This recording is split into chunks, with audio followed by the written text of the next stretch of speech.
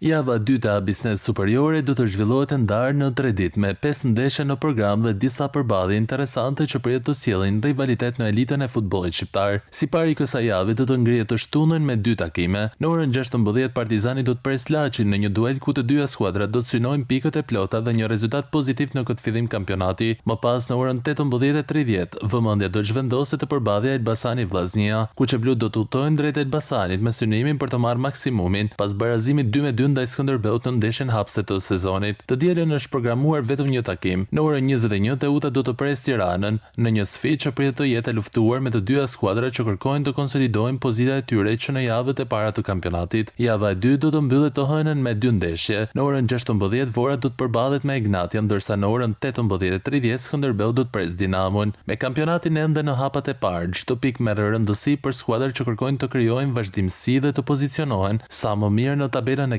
klasifikimit. 5 përballjet e shpërndarë në 3 ditë pritet të japin një panoramë më të qartë të formës së skuadrave dhe të ndryshojnë renditjen pas javës së dytë të Abisnes Superiore.